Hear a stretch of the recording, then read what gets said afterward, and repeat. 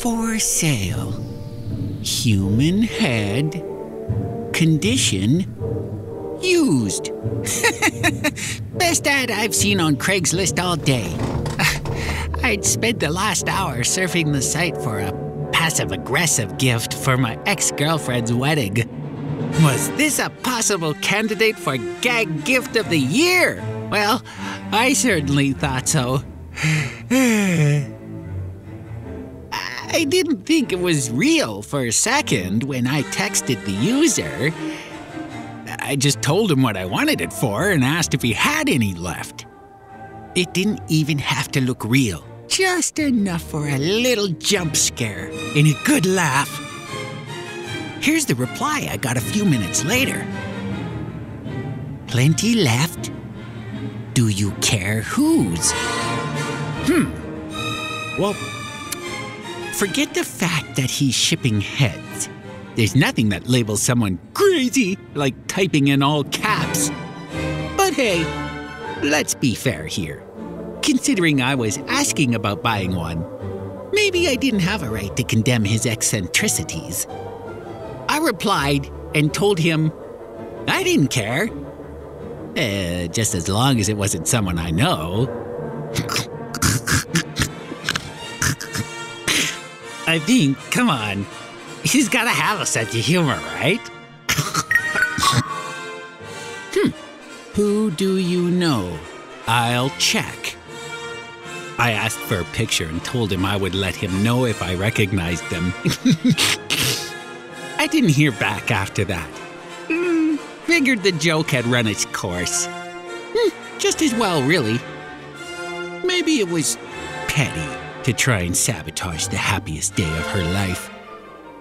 Then again, she did sabotage my entire life when she decided to wait until I'd finished paying off her college loans to tell me she was seeing someone else.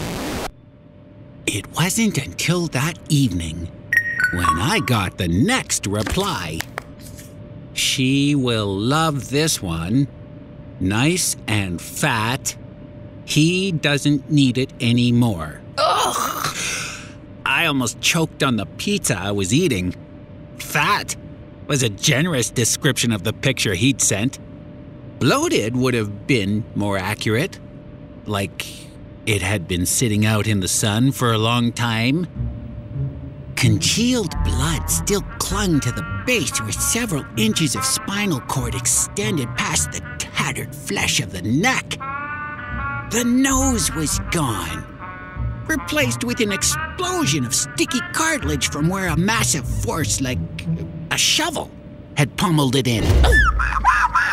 I've had a few hours to contemplate my life choices, and now that I was staring at the picture while trying to eat, I knew this was a bad idea.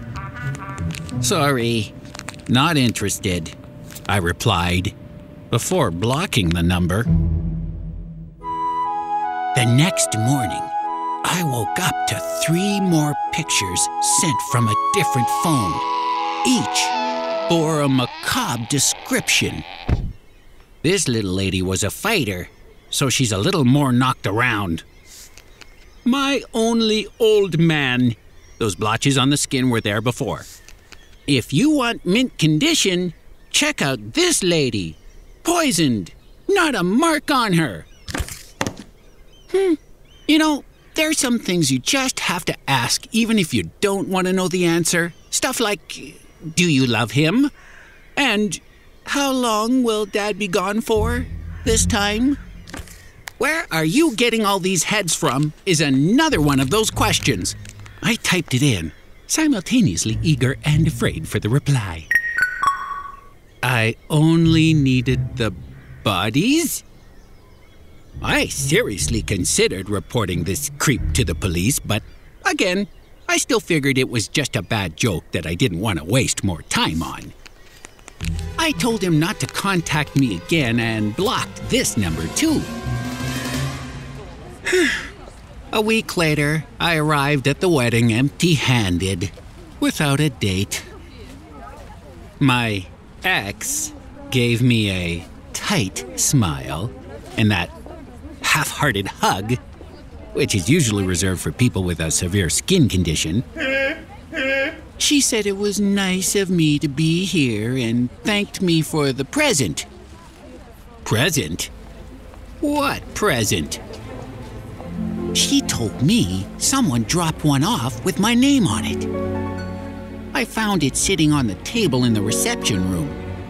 A little brown box, about the size of a bowling ball, with a flare of red string tied up in a dainty bow. A note was slipped underneath which read, "You seem to have trouble deciding. Here's a free demo to try out.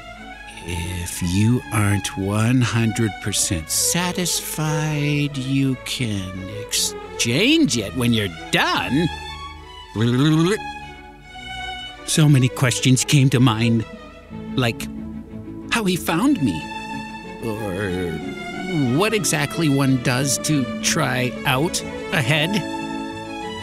When I lifted the box up to grab the note, I couldn't help but notice the dark, sticky stain soaking through the bottom and onto the table. Couldn't exactly leave it there. Shoot, what was I thinking? It had my name on it and everything. Oh. Most of the people were still arriving and talking outside, so I just grabbed it and made for the door. There was a return address after the demo period had expired, so at least I could get rid of it. I scuttled across the dance room, trying my best to wipe up any errant drips which were soaking through the bottom. I almost made it to the door before I spotted my ex. Quick, turn around! Racing for the back door instead. More people were flooding in now, including her family and many of her friends who knew me. Ooh, none of them could have guessed what I was carrying, though, so long as I could make it to the door. Or at least I could have, if the back door wasn't wired to the fire alarm. The blaring sound shocked me so much I dropped the box. It started to open and I caught a glimpse of the bloody pulp inside.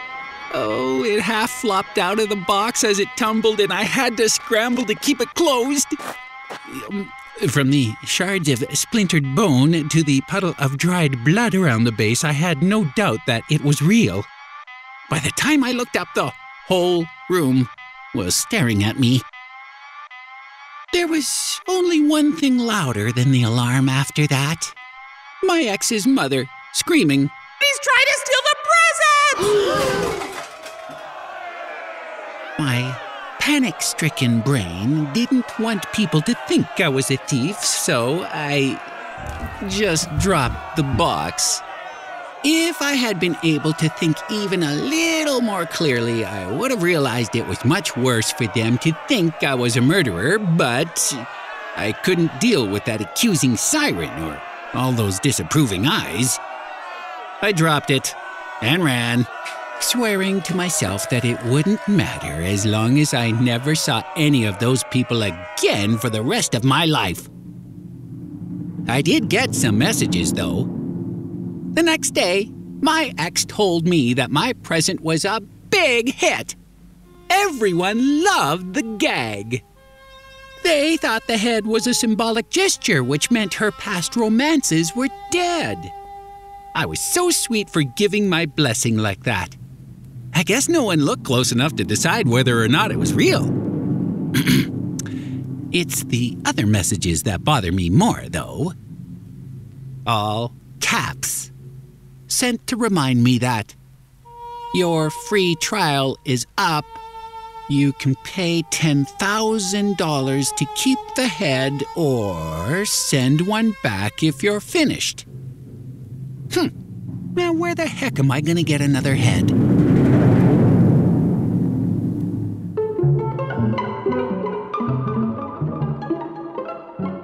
Did you enjoy our tale? We hope we didn't scare you too much. And if we didn't, why not give this CreepyPasta story a try? Who knows? Maybe it'll help you find something deep down inside.